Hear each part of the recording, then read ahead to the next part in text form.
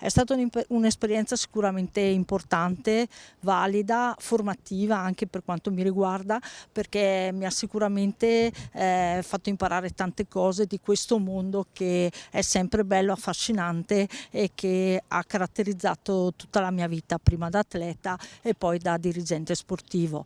Le società di Belluno sono delle società estremamente impegnate, brave su tutti i fronti, sia dal punto di vista della promozione che ad alto livello, quindi squadre importanti in tutte le discipline, e questo ci ha visti coinvolti soprattutto d'inverno ma anche d'estate con lo sci d'erba e lo ski roll. Nettamente positivo il bilancio,